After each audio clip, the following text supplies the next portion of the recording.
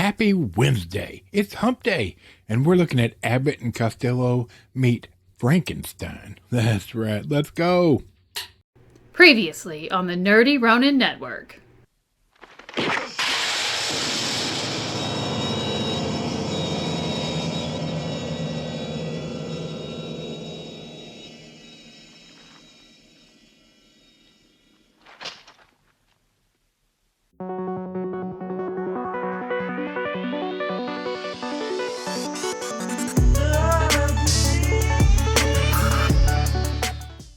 Happy Hump Day, everybody. I hope you're all doing well. And I hit the button to start recording, and I realized I didn't bring a drink in here. Now I'm feeling all parched. It's a mental thing, right?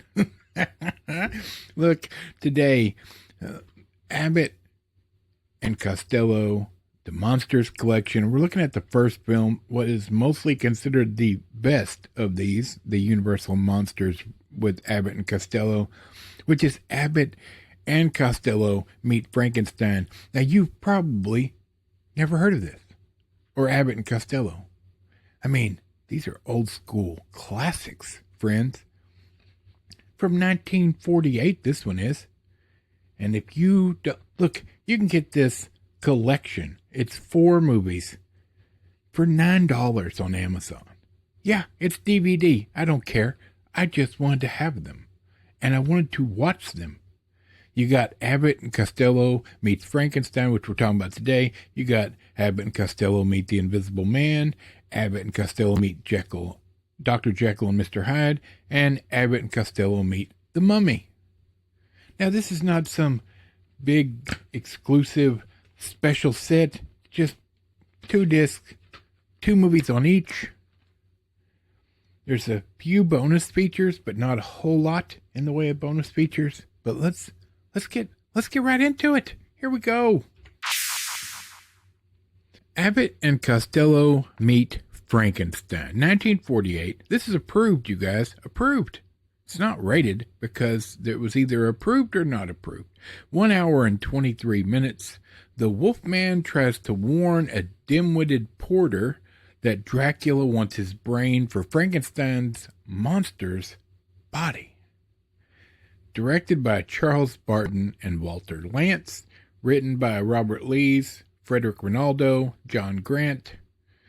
Starring Bud Abbott, Lou Costello, Lon Chaney Jr., and many more. Bela Lugosi is in this. I'm telling you, my friends.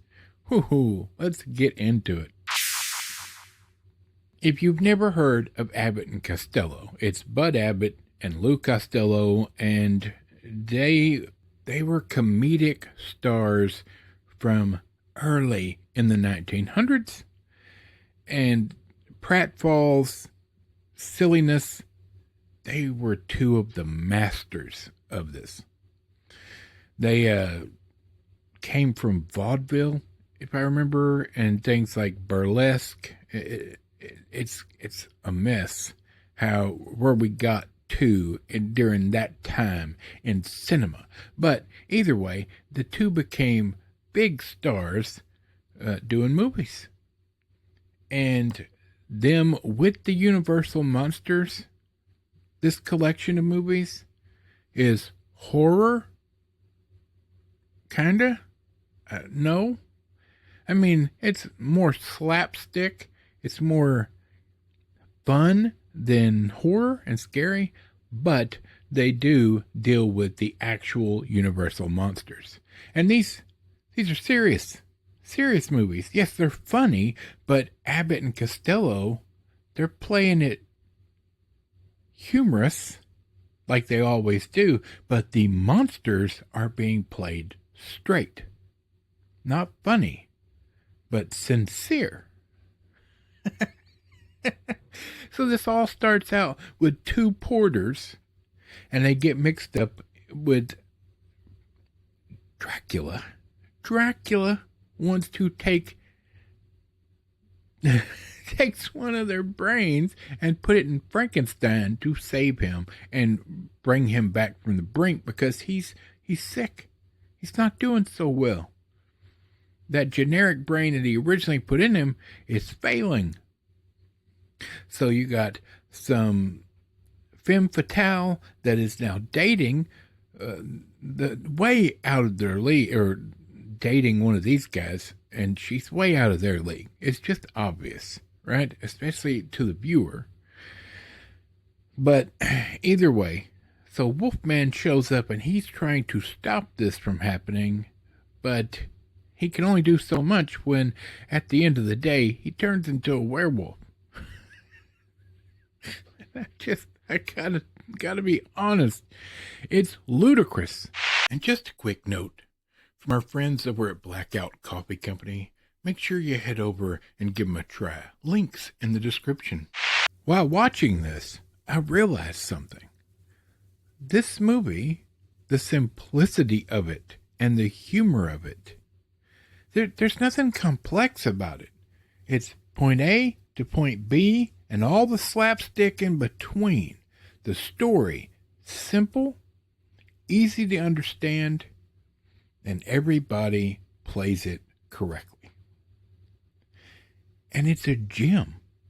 It's a classic for a reason. It's considered one of the best Universal monster movies ever made, by some. And then you look at movies made now. Overly complicated, a bunch of jump scares and nonsense, and calling it scary. Now, I'm not a fan of horror movies. There's a real short list of quote-unquote horror movies that I enjoy. And all of them have something in common.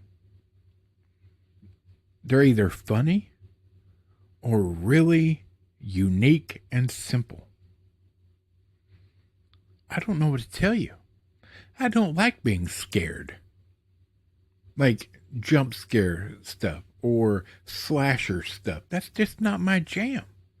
But if you can tell me a story that A, makes sense, that doesn't require a whole lot of brain power, and it's unique and funny,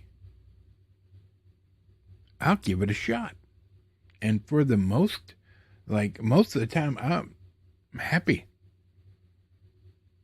Literally, Tucker and Dale versus Evil, one of the best horror movies ever. One of the best comedies ever. And just a brilliant idea that should have gotten a sequel. But it didn't.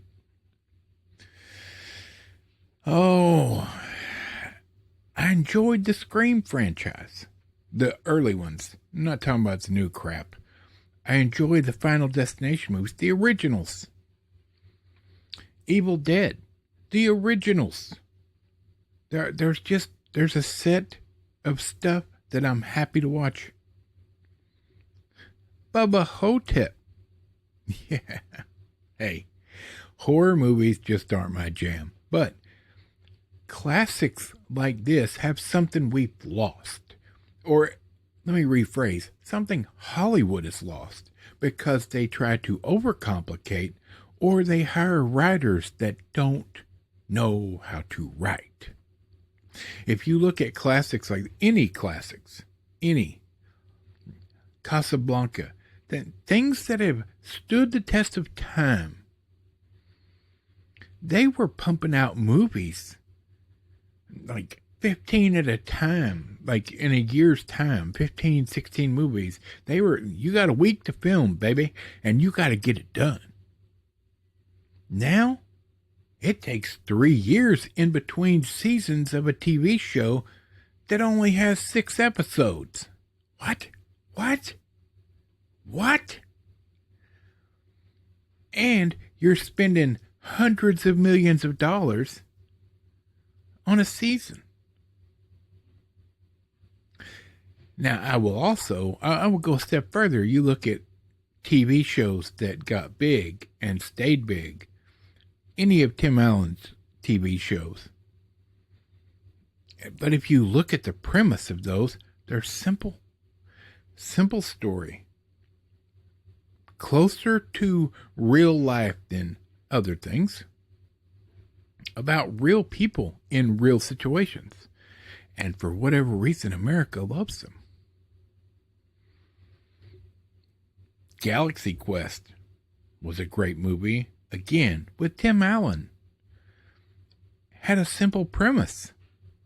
I guess my point is, if you don't remember the classics or you've never heard of the classics, this is a perfect way to spend your $10, get 4 movies for that $10, and introduce yourself to 4 great classic films.